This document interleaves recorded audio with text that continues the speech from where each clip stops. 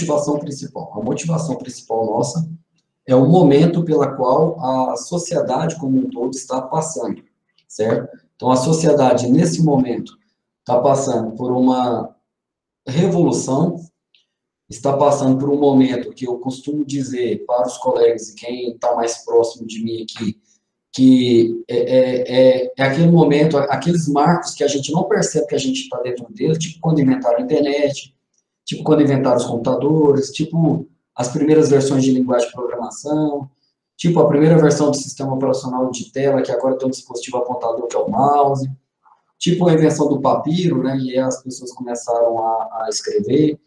Esse momento que nós estamos vivenciando, para a nossa área de tecnologia, é um momento muito bom. Você tem uma demanda muito grande para desenvolvedores de sistemas, você tem uma demanda muito grande para engenheiros de software, e você está tendo agora uma demanda muito grande para pessoas que tenham a noção e que saibam trabalhar com data science, ok? Por que isso tudo? Porque a ciência da computação veio evoluindo, né? Você tinha algumas placas que eram gigantes, e essas placas agora estão pequenininhas e fazem o mesmo tanto ou mais do que aquelas placas gigantes. Isso eu estou falando de 5 anos, tá?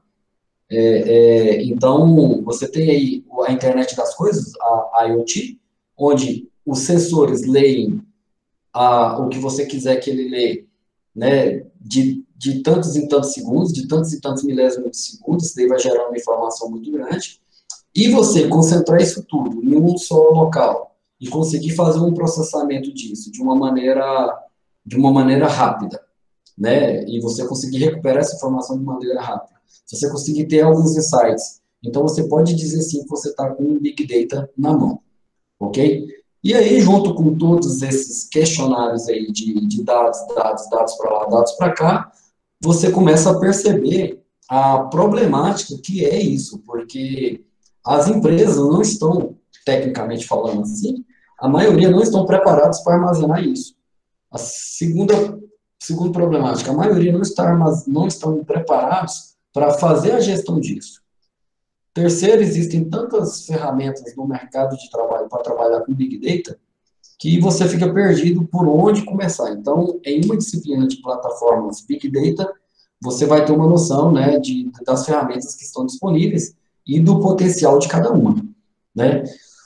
E mais além do que isso, né, chega uma preocupação agora sobre a titulação desses dados, a privacidade desses dados, o tratamento desses dados, quem que é dono, quem que não é dono, quem que é apenas guardião, quem que é apenas corresponsável. Então, você começa a ter isso daí. O Brasil está um pouquinho atrasado nisso daí, mas não muito, né? Você percebe que outros países, inclusive a União Europeia, já emplacou isso daí, já está no processo aí de já conseguir trabalhar com isso.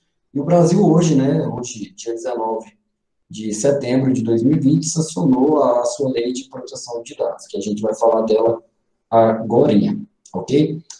Então, essa avalanche de dados gera informações de diversas fontes e são utilizados para diversas formas e diversos objetivos. Você tem desde YouTube até um software que faz uma monitoração de maneira cardíaca sua, né, e consegue te dizer como é que você está de sua saúde em alguns dispositivos igual a isso, vestíveis, né, o wireless, né. Então, um relógio desse daqui consegue te acompanhar numa atividade física, consegue mapear o percurso que você andou, o ritmo cardíaco seu, a distância que você percorreu, o ganho de elevação, quantas calorias aproximadas você perdeu fazendo aquela atividade, e isso vai gerando essa avalanche de dados, ok? E aí, com o passar do tempo, é necessário, dentro dessa avalanche de dados, você fazer uma análise em cima desses dados. Para você fazer uma análise em cima desses dados, da forma comum que nós estamos acostumados, não tem jeito, você tem que aplicar alguma ferramenta de extração de tratamento e carga, um ETL, né, extração, tratamento e carga, né, o load aí do L aí, para você conseguir penetrar e conseguir esmiuçar e varrer dentro desse volume de dados alguma informação que seja útil de fato para o seu negócio, ok? Então, quando você consegue fazer isso, nós falamos que você atingiu um limiar aí chamado de insights, ok? Então, o que é um insight? Um insight é aquela situação, ok? Onde você consegue, através da análise de dados, descobrir padrões, encontrar referências, encontrar melhor maneiras, descobrir lacunas, gaps, até então, que não foram vistas pela área que é dona daquela informação dentro da sua empresa, por exemplo, e aí você consegue tomar decisões, né, e até sair na frente da concorrência, ok? Essa seria a parte do porquê da gente armazenar todos esses dados e como, no final da conta, né, no final de tudo isso, o que a gente objetiva mesmo, de fato, é fazer com que a gente consiga tomar melhores decisões baseada em fatos, ok? Por isso que lá no ETL, quando você pega uma outra tabela, a primeira coisa que você aprende é transformar essas tabelas em tabelas fato, ok? Porque a tabela fato é um fato, é consumado aquilo ali, né? Não tem como falar nada. Contra fatos não há argumentos, né? Diria-se. Então, você tem aí, né, essa onda de IoT, Big Data, essa geração de dados, isso daí, com o avanço da internet, com a qualidade da malha, né, da malha que nós temos aqui de telefonia, tanto móvel quanto fixa, né, o aumento disso e chegando a locais cada vez mais longe dos polos e cada vez com mais qualidade, isso faz com que seja natural e normal você estar na internet.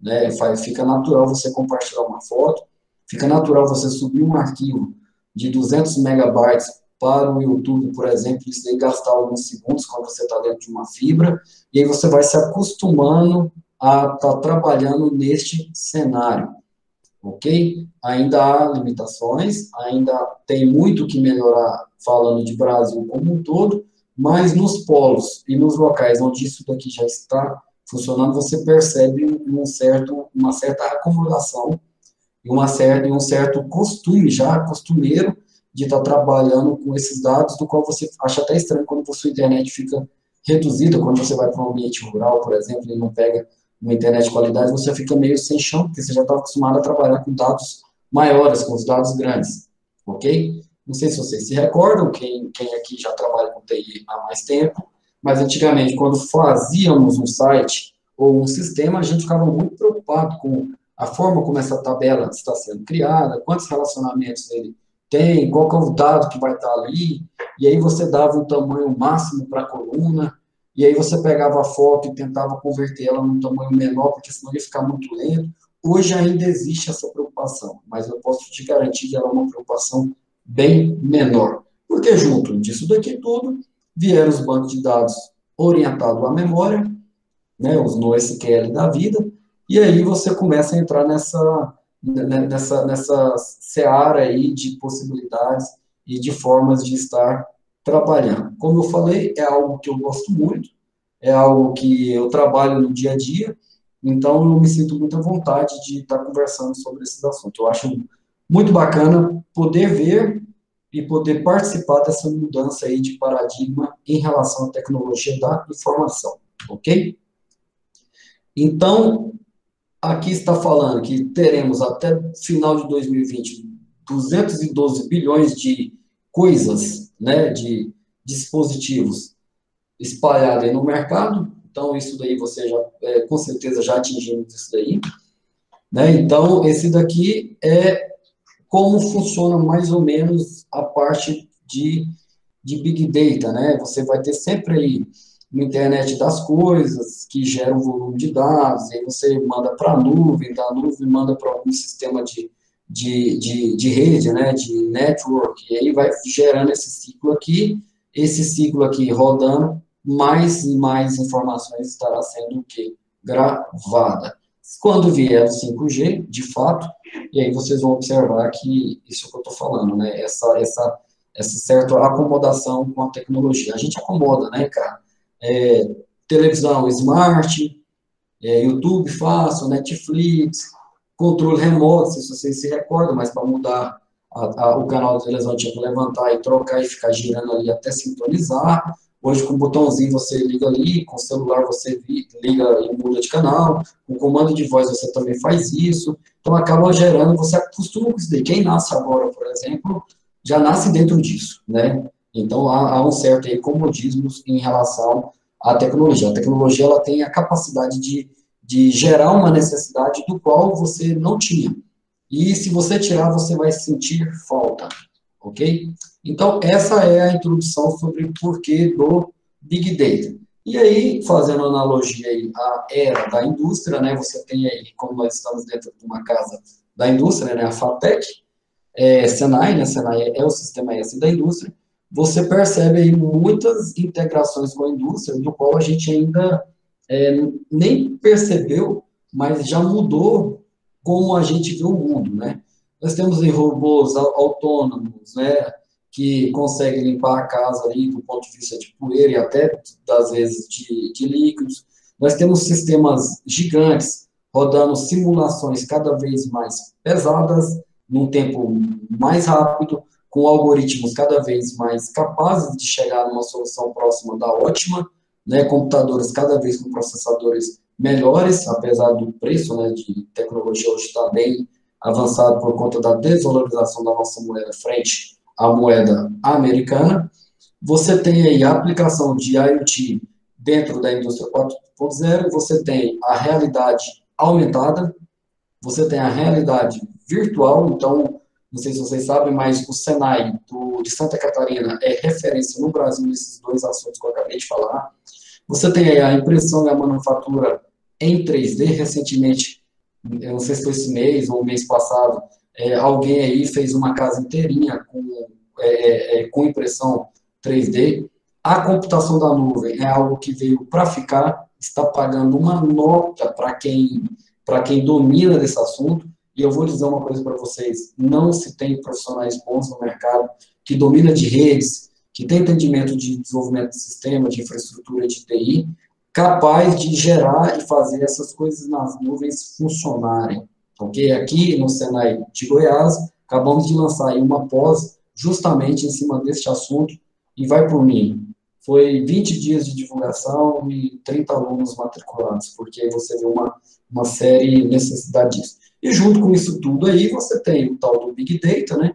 Você vai ter uma apelação para a segurança digital, a cybersecurity, e você vai ter um apelo de quem é o dono disso, quem se responsabilizará por isso. Aí a gente vai entrar nas leis, né, de todos em todos os âmbitos. É algo multidisciplinar. O que significa? Que você tem que ter alguém que domine de direito, alguém que domine de marco civil da internet, alguém que domine de sistemas, alguém que domine de como as informações podem ser armazenadas ou não, alguém que domina de segurança, alguém que entenda de infraestrutura de TI. Então, você vê cada vez mais a quantidade de profissionais dentro da área de tecnologia e seus cargos aumentando e se diversificando.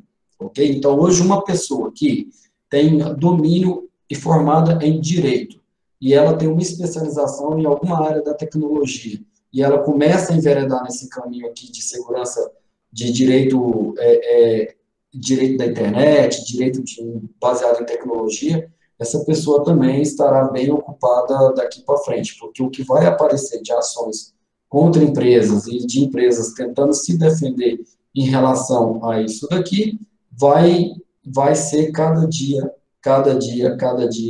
mais. Ok?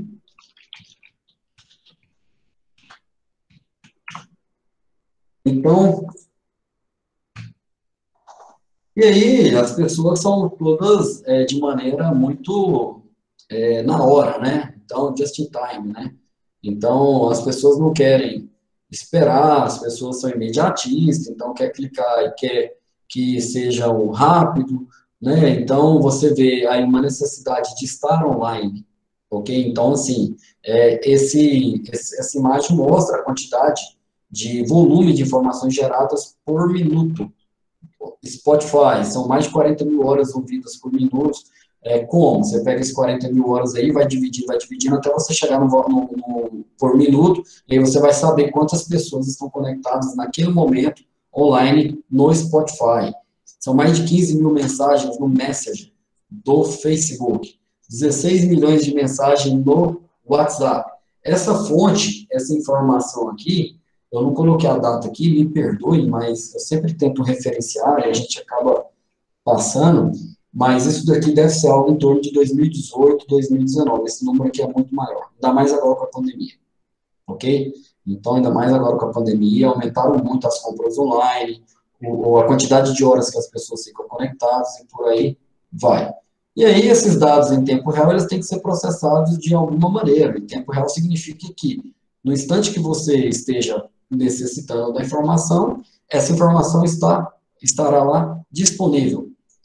Ok? Então, ele trata o dado no tempo presente, ele não trata o dado do ponto de vista do passado e não trata o dado do ponto de vista do futuro. Então, no dia a dia, são poucos os casos que nós temos realmente de processamento em tempo real. E estamos mudando esse cenário com algumas frameworks para Big Data. Um exemplo aqui, ó, Apache Drill. O Apache Drill é uma versão, né, open source do Dremel. O Dremel é da Google, ok? Então, o Apache Drill ele é um sistema distribuído, desenvolvido, para consultas interativas de grandes volumes de dados. É como se você tivesse um SQL grandão, um banco de dados SQL estruturado grandão, que você pode pôr as coisas ali dentro, e essa Apache Drill consegue conectar e amarrar em outros bancos, juntar isso tudo e você faz uma consulta muito rápida. Porque esses bancos de dados, eles são atualizados com muita frequência e você consegue manter essa atualização em tempo real. Então, é muito bacana, porque ele faz tudo isso em memória, e aí ele sai na frente dos bancos de dados estruturados. Não vamos entrar muito em detalhes, mas é só para vocês começarem a sentir e saber que existe tratamento de dados, existe frameworks, plataformas de Big Data para poder tratar isso daí. O Apache Drill é algo que vocês poderiam estar dando uma analisada. Ele é muito bacana, né? Então, se eu mostrar para vocês aqui um cenário, se por acaso estiverem em dúvida sobre como que eu trabalho com ferramentas de Big Data, acesse a fundação apache.org, ok? Aqui é só uma dica para vocês, um pouco fora do nosso conceito aqui, mas vai ser importante. Por aqui, lá embaixo, deve ter alguma coisa dos projetos, tá vendo aqui? Se você pode procurar os projetos por nome, né? Então, se você vier aqui no D, né, o Drill está aqui, ó, Apache Drill. Se você quiser uma ferramenta para gestão de documentos, tipo o GED, que faz a indexação dinâmica, que pesquisa dentro do documento, etc., tem o Jackrabbit. Se você quiser um sistema de recomendação parrudo, com os algoritmos e com uma matemática de assertividade muito próxima da ideal, você tem o Apache Mahout, aqui na letra M, Mahout está aqui em cima. E se você não sabe o que você está procurando, mas quer procurar por categoria, você pode vir aqui e clicar em Big Data, do lado esquerdo por categoria. Dentro de Big Data, ele vai carregar isso aqui para você. Para Big Data, ele tem 50 projetos. Se você estiver trabalhando com gerenciamento e construção de software, de builds, né, de compilação, de geração de versões de software, você tem esse conjunto de sistemas aqui. Se você estiver trabalhando com cloud, você tem esses caras aqui, ok? O Mesos é um dos mais famosos para esses caras aqui. Se você estiver trabalhando com a parte de conteúdo, você tem esses caras aqui. Parte de banco de dados no SQL, você tem o Hive, o HBase, que também são fodas em cima disso. CoachDB, Cassandra, todos esses caras aqui são projetos para database, ok? E aí você tem para dados espaciais, você tem o Calcite, você tem para gráfico, né? Não é gráficos, né? Para trabalhar com imagem, você tem esses caras aqui. Para trabalhar com sistema distribuído de dados, né, com ecossistema para plataformas Big Data, você tem o ecossistema Hadoop, que são esses caras aqui, e por aí vai. Então, aqui você consegue trabalhar com algumas situações. Se você estiver trabalhando na parte de desenvolvimento de sistemas, e que é uma estrutura mais fácil para poder trabalhar com Big Data também, e com projetos, né, que separam front-end e back-end, você pode vir aqui para a parte do Spring, procurar sobre o Spring Cloud, ok? Dentro do projeto do Spring, e aí aqui dentro você vai ver todos esses projetos aqui, ó, ok? Para o Spring. Ah, eu quero rodar esse cara aqui na Azure, da Microsoft, já tem aqui o Spring Cloud já configurado e tratado e já testado com isso daqui. Ah, tá difícil? Tem um Learn dele aqui que você pode aprender, ok? Tá trabalhando, tem alguns exemplos de configuração aqui, como tratar, por exemplo, com config server, e lá embaixo deve ter alguns vídeos de como tratar isso daqui. Get Started. Se eu clicar aqui, o cara vai trazer alguns vídeos para você de como fazer uma configuração do Spring Cloud. E, ou seja, esse cara aqui ele também é um potencial porta de entrada para o Big Data. Ok? Então, essa daqui é a parte mais ou menos ferramental das nossas situações. Então, o Big Data, por si só, ele não é nada, ele não gera valor. Eu custei entender o que era um arquivo morto, né? Lá no Windows, antigamente, ficava lá assim, arquivo morto. Você ficava, rapaz, o que é isso, né? Aí hoje eu entendi o que é um arquivo morto, depois de muito tempo na minha vida. Arquivo morto, cara, aquele projeto que você faz, que custou um maior tempo e te gastou energia, você e alguns colegas e tal, e de repente você não consegue vender, você não consegue fazer nada com aquilo ali, você abandona e deixa no canto, mas você nunca deleta, porque você fica com aquela sensação de, não, um dia eu preciso, aí eu vou lá pegar esse cara lá. Então, arquivo morto é isso. O Big Data sozinho, por si só, se você não tratar ele, não andar com ele para frente, não evoluir para plataformas Big Data e não gerar insights disso, o seu Big Data ele vai ser um arquivo morto. E pior, né? No seu caso, o seu projeto ali, você está ocupando alguns megas. No caso do Big Data, você pode estar entrando na casa dos gigas e talvez, quem sabe, né, indo para a parte dos terabytes. Então, o Big Data por si só, ele nunca vai gerar um valor. Pelo contrário, vai te gerar transtorno. Então, a geração de valor ocorre quando você consegue aplicar essas plataformas. E aí você vai conseguir ter aí alguns insights, ok? Então, você, na tarefa de criar um projeto Big Data, não vai ser uma tarefa simples, não vai ser uma tarefa trivial. Existem muitas tecnologias, acabei de mostrar para vocês, só da Fundação Apache. Agora você imagina o que não tem de privado dentro disso daí.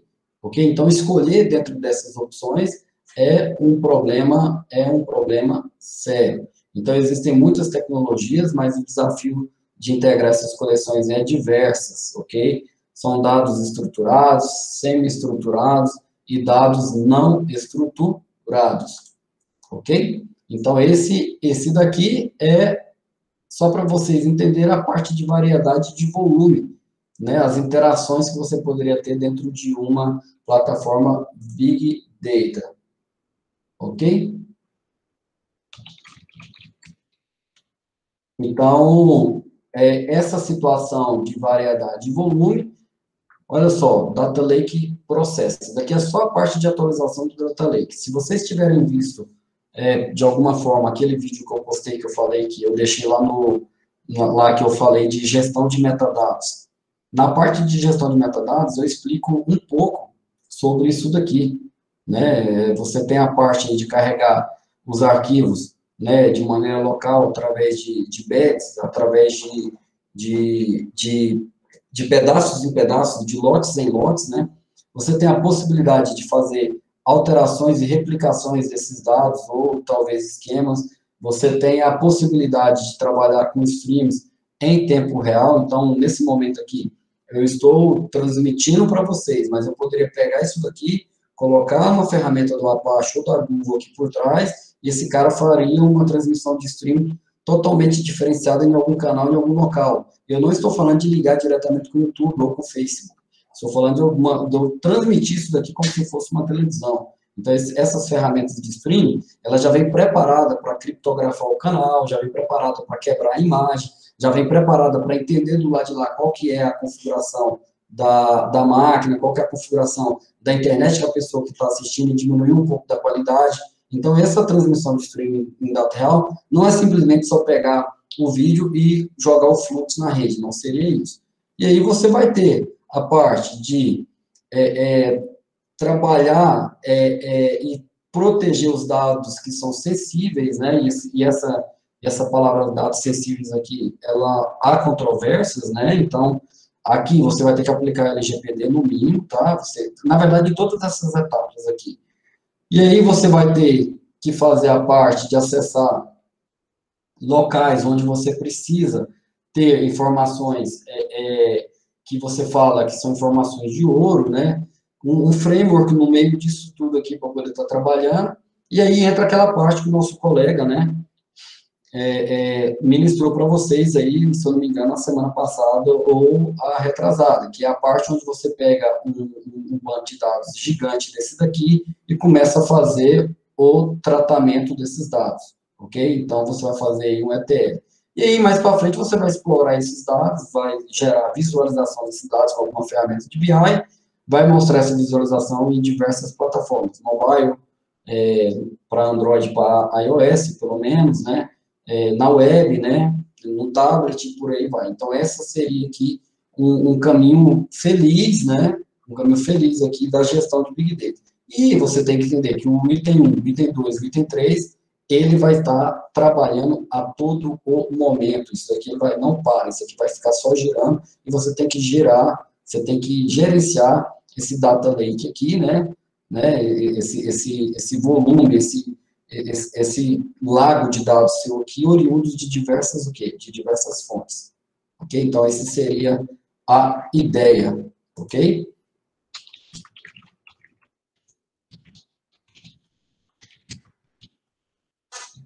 Então,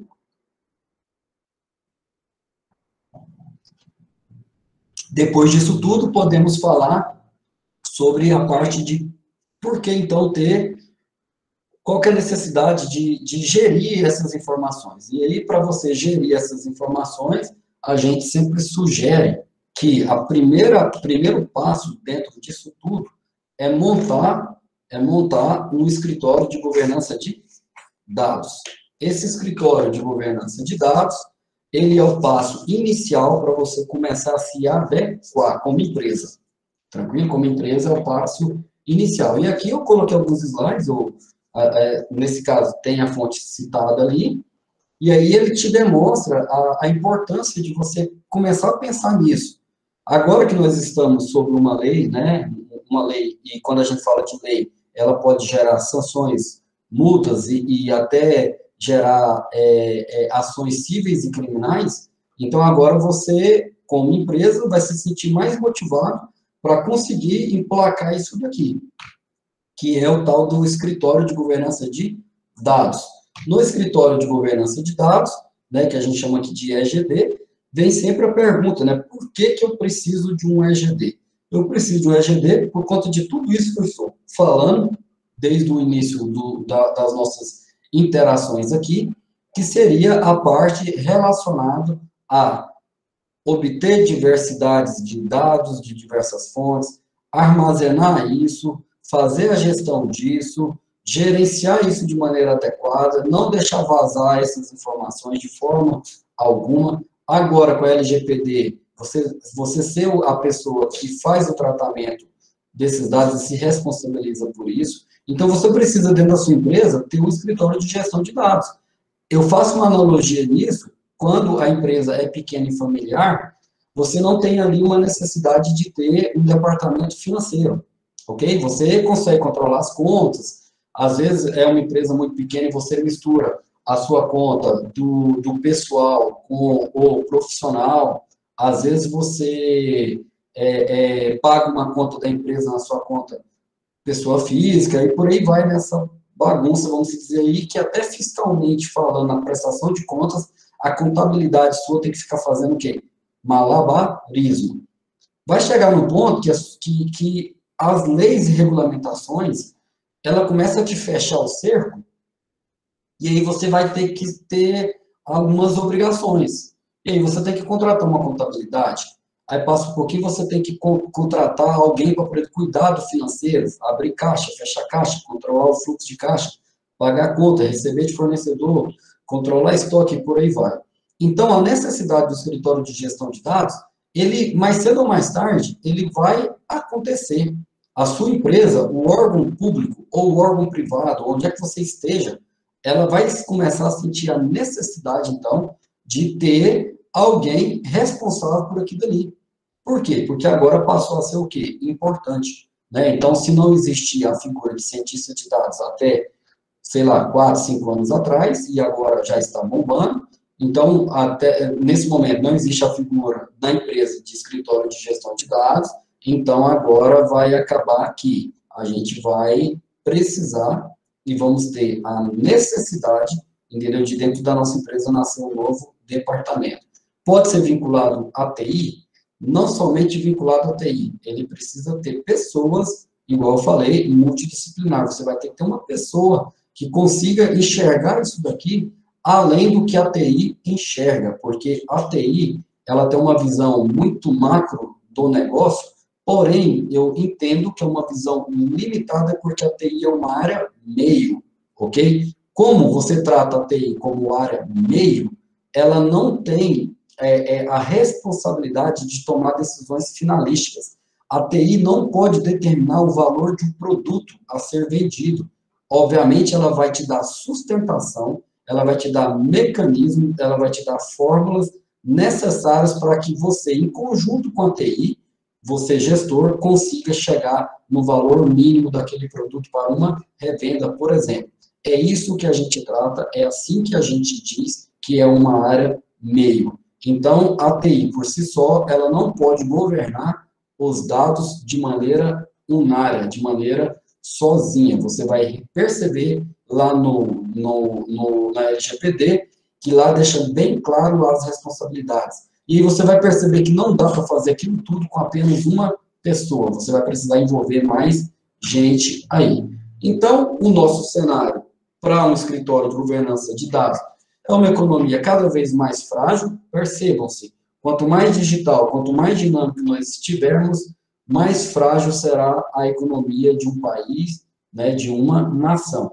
Porque questões simples e pequenas, que até então não davam impacto quase nenhum na economia, hoje causam um alvoroço e causa uma corrida a tirar dinheiro de investimentos, a tirar dinheiro do país, a colocar em outro local, e isso acaba diminuindo o fluxo de dinheiro entrando e saindo. Isso daí aumenta os burburinhos, né?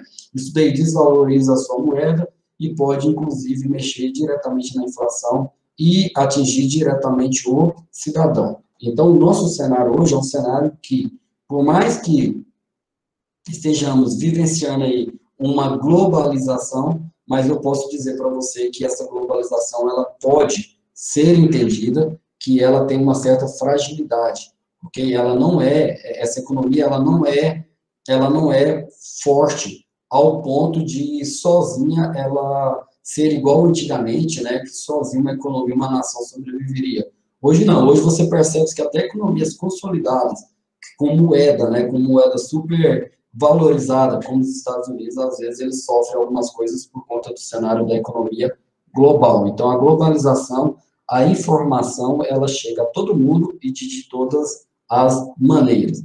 E aí, no nosso cenário, há um negócio, um critério chamado quê? De inovação. Esse critério de inovação, entenda que inovar não necessariamente é você gerar um novo produto. Inovar, eu não estou falando invenção ali. Você não está inventando nada, uma nova coisa. Você está inovando. O que é inovar?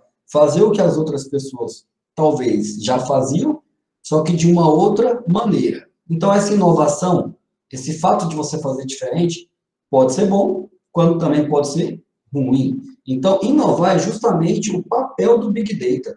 São, na verdade, os insights que você pode ter diante disso tudo. Então, observe-se, existe uma legislação federal para tratar sobre licenciamento ambiental, existe uma legislação estadual para tratar sobre o licenciamento ambiental que se remete à federal, e existe uma legislação municipal que atende a alguns cenários da legislação estadual e que tem que atender também à legislação federal, ok? Está tudo dentro de um ciclo. Então, como que eu posso olhar para dentro de uma legislação dessa e ter tantos softwares, tantos sistemas, tantas secretarias de meio ambiente espalhadas no Brasil que tratam dessa mesma lei, só que de maneira o quê? Diferente. Por quê? Porque a lei ela é interpretativa. E aí, quando todo mundo vai fazendo e vai aprendendo, você percebe como se fosse um algoritmo genético, a convergência para uma solução sempre da mesma forma.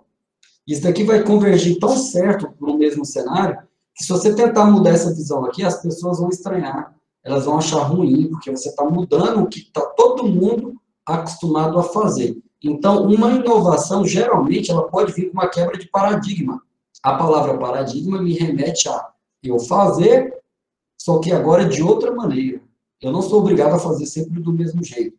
Então, se você trabalha no paradigma de programação estruturada e você vai para um paradigma de programação orientada a objetos, você está mudando a forma de programar.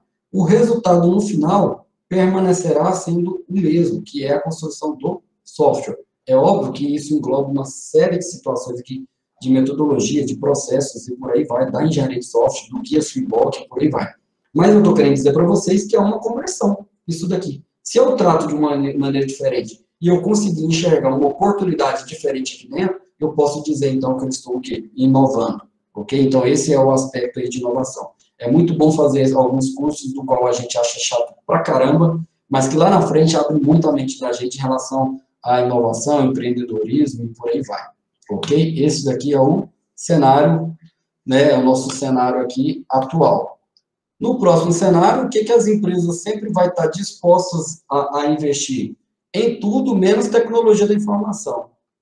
Rapaz, e pior que é isso mesmo. Quando você fala para um gestor que ele precisa gastar mais 100 mil com o servidor, né, que ele tem que gastar mais, sei lá, 3 mil por mês numa infraestrutura de data center na nuvem, se ele tem que contratar um link de dados de 1 gigabits, porque o anterior não tá conseguindo atender, e aí você percebe, então, que as empresas que antigamente dentro dela tinha as tecnologias da informação, você percebe no mercado, por essas empresas não investir em tecnologia, ok? Não acreditar na tecnologia, você percebe o surgimento de empresas de tecnologias que eram para fazer isso daqui.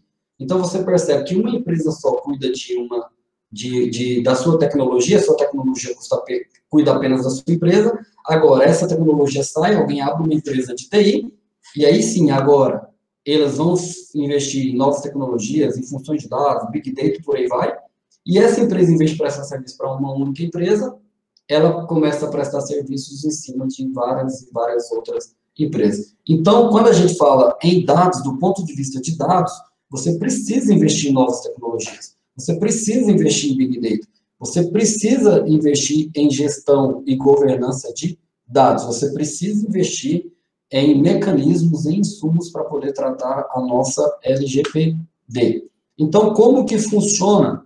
Como que funciona a governança de dados, você pensando aí de uma maneira mais geral. Você tem aqui uma definição de metodologia, processo e projeto de arquitetura de dados aqui na base, ok? E aí você tem que fazer a gestão disso daqui tudo, ó.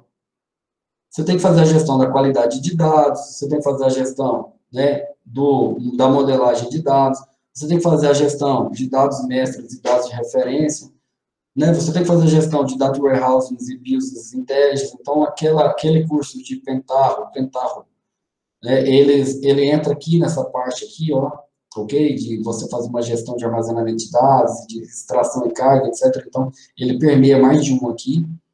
A parte de gestão de integração dos dados, né, tá de azulzinho aqui, ó, porque é a parte principal do que a governança de dados tem que tratar de fato, que é o nosso escopo. O nosso escopo da governança de dados é conseguir ser um guarda-chuva que abarcanha tudo isso daqui, ó, ok? Gestão de documentação e conteúdo, gestão de metadados. Gestão de metadados aparece tanto que eu fiz um vídeo separado só para esse cara aqui, ok? Por isso a importância dele. A parte de gestão de segurança de dados, a gente não está falando muito aqui no nosso encontro, e durante o que a gente está tratando aqui, porque existe uma ISO, né? A ISO da família 27000, que trata a parte de segurança de dados. Então, assim, é algo que já está consolidado, é algo que já existem vários cursos, cybersecurity, por aí vai, né? Que trata essa parte da ISO aí da família 27000. Então, é por isso que eu não estou entrando nesses dados e a gente está se preocupando mais com a parte de gestão mesmo. A parte de desenvolvimento profissional, ok? Que é o que vocês estão fazendo nesse exato momento, né? Aplicando recursos para se desenvolver. Então, esse desenvolvimento profissional aqui em governança de dados, nós nunca podemos esquecer de estarmos melhorando e sempre estarmos trabalhando a nossa comunicação, essa comunicação e feedback tem que ser algo ativo. Eu costumo dizer para todo mundo que está próximo de mim que a falta de comunicação e feedback vai ser o fator de insucesso seu como profissional e de sua empresa.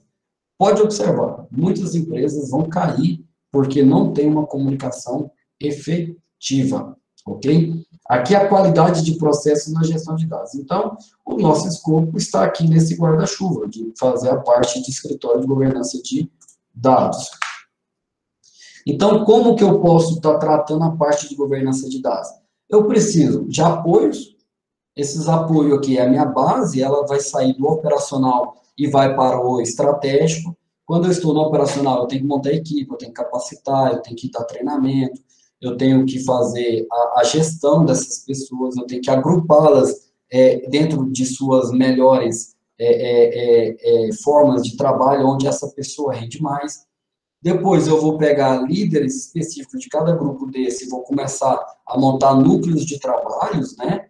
Desses núcleos de trabalhos a gente gera comissões e aí a gente evolui para um nível de conselho. Podem perceber que a primeira coisa para uma LGPD funcionar foi montar a estrutura, né, da Agência Nacional aí, né, de Dados, e dentro dessa Agência Nacional de Dados aí você percebe que lá dentro tem toda uma estrutura para o conselho, porque é muito importante você ter e debater o que você está fazendo, só que agora ao nível estratégico, ok? Então, tudo isso daqui, você está trabalhando em cima de apoios e estruturas, você não está pensando aqui, né, no como fazer, aqui você está delimitando uma estratégia de o que fazer, apesar que essas pessoas aqui do operacional, elas também entram e, né, aqui está mais para a parte do como fazer, aqui está mais para a parte de o que fazer, certinho?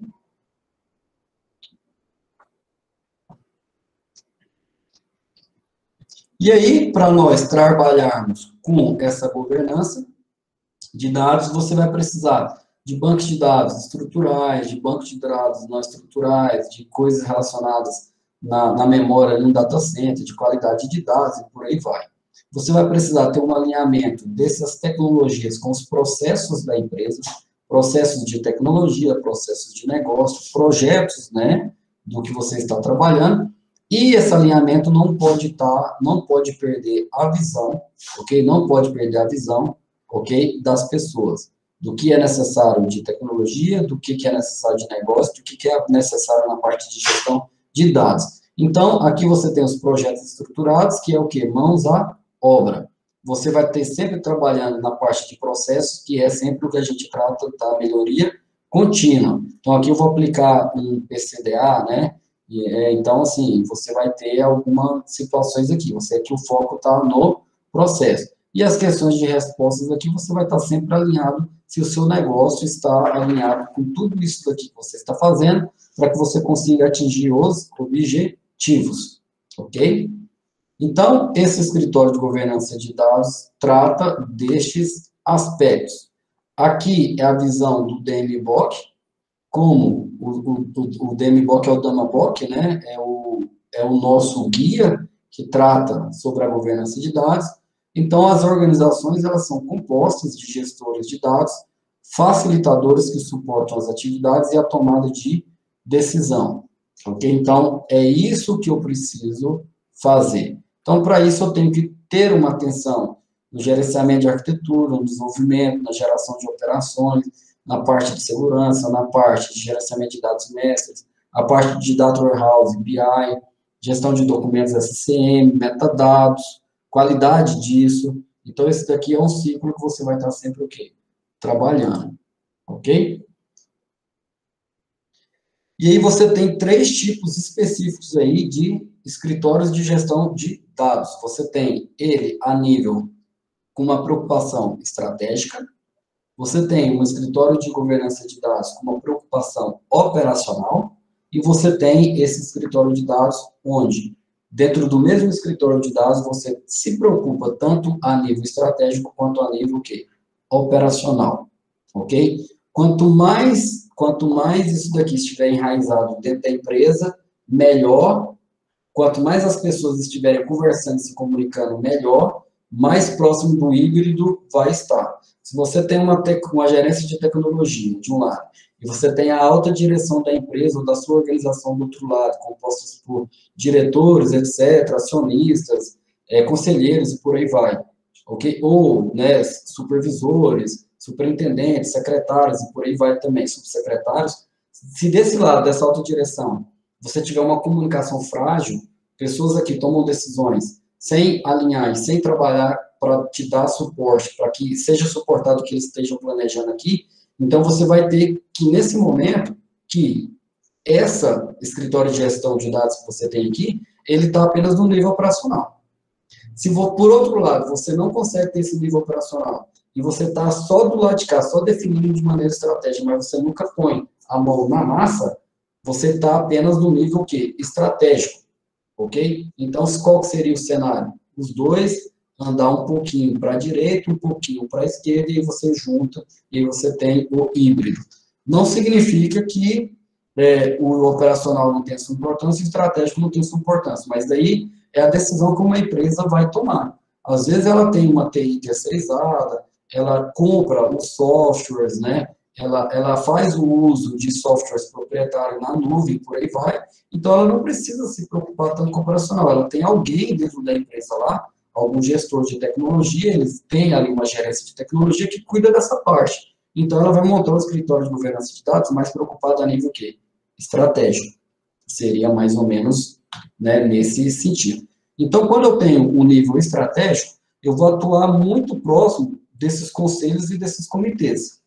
Se eu estou dentro do nível, né, estratégico, eu tenho poucos profissionais, de fato, poucos profissionais, ok, que dominam e que façam, de fato, o operacional. Essas pessoas são profissionais que talvez já passaram pelo operacional, ok, mas que não estão necessariamente, nesse momento, se preocupado em fazer capacitações a nível operacional. Esse cara está mais preocupado a nível de gestão. Ok? Então, no nível estratégico, esse cara, ele não toma decisão estratégica. Estou falando da governança de dados, da parte de TI, porque a gente se considera área meio. Mas ele fornece os insumos necessários. Lembra que eu falei de criar, de dar uma precificação de um produto? Eu não consigo dar uma precificação desse produto, né? Eu não posso fazer isso como TI. Eu não posso tomar uma decisão sobre uma interpretação de uma lei, né, sozinho, sem consultar a ninguém. Se eu fizer isso, é uma decisão temerária, é uma decisão que depois isso pode custar caro para a empresa. Então, eu, como TI, não posso, eu tenho que fazer uma consulta a quem, de fato, domina daquele assunto. A área finalística, que a gente chama. A área finalística é para que a sua empresa esteja trabalhando. Então, se a sua empresa é uma indústria que faz perfis de alumínio, a área finalística é a parte responsável por fazer esse perfilamento de alumínio. Então, isso a gente chama de área finalística. A TI dentro dessa empresa ela é apenas um meio para você chegar no objetivo. E aí o benefício do nível estratégico são ligados sempre à estratégia da empresa, ok? Do lado operacional, eu tenho uma participação mais próxima, né, da minha equipe em relação aos dados, eu estou colocando mais a mão na massa. Eu tenho profissionais que, nesse momento, estão preocupados em fazer, né, em se prepararem, em se capacitarem no como fazer, quais ferramentas utilizar, qual que tem a melhor performance, qual que é o custo disso, qual que é mais barata, né, qual que atende ou qual que não atende, como é que eu codifico isso, como é que eu codifico aquilo, como é que eu transformo isso, como é que eu transformo aquilo, ok? E as decisões desse cara são sempre nos níveis operacionais. Eu não tomo nenhuma decisão no nível estratégico. Eu não tomo nenhuma decisão pensando em atender o meu cliente final, a minha área finalística. Eu tomo uma decisão sempre pensando em resolver a minha atividade e resolver o que eu tenho que fazer para que alguém depois tome uma decisão com isso que eu estou gerando aqui. A grande vantagem do nível operacional é que, se ele estiver bem estruturado, você alavanca o nível estratégico, porque você vai começar a fornecer o quê? Mais e mais insumos, ok? E quando você tem o híbrido, por isso que eu estou aqui no meio, cara, ele atua no nível estratégico, no nível da operação e agora no nível que a gente conhece como nível tático, ok? Você tem um maior número de profissionais aqui, porque você tem que ter os dois mundos, você tem que ter profissionais tanto especialistas quanto profissionais mais gestores. Você consegue tomar apoio, você consegue gerir e dar insumos necessários para a tomada, né, de decisão estratégica, ok? E você começa a ter ali um benefício, ok? Tanto ligado à estratégia da empresa, quanto para alavancar a sua própria parte de governança de dados, governança corporativa também. Qual que é a vantagem disso tudo que eu estou falando aqui? Quando você chega dentro de uma situação de ter que se adequar a alguma lei ou regulamento, a sua empresa vai estar mais preparada, ela vai tomar menos sustos, ela vai ter menos correria, ok? Ela vai ter um custo menor de implantação das coisas, porque você já teve esse custo diluído no momento que você estava implantando o seu escritório de governança de dados. Então, essa seria a vantagem. Uma empresa que tem, pelo menos, o nível operacional hoje de governança de dados, ela vai sofrer menos para poder implantar LGPD, e você vai ver nos nossos próximos encontros o porquê disso. Porque você vai começar a entender o que de fato é LGPD, e você vai falar assim, poxa, cara, se eu tenho a governança de dados, se eu já estou fazendo isso, fazendo aquilo, então, entre aspas, basta eu dar nome aos bois e definir papéis e quem que é quem aqui dentro, né? Obviamente, tem uma preocupação maior da governança de dados, que é com a segurança e com o vazamento disso daqui, ok? Né? Então, existem algumas outras preocupações. Mas, do ponto de vista operacional, para nós de TI, nosso ponto de vista operacional, seria isso que eu estou falando. Você define papéis, você atribui responsabilidades, define isso daí de como vai funcionar dentro da empresa, chancela isso daí dentro de um documento de boas práticas, ok? Dentro de uma documentação, leva para o conselho, todo mundo assina, está resolvido, ok? É óbvio que ainda falta atender a outra parte que eu acabei de falar, tranquilo? Então, a empresa que tem uma implementação de sistema operacional, ele está muito próximo de conseguir atender todas as outras demandas de qualquer lei que vier a ser implementada.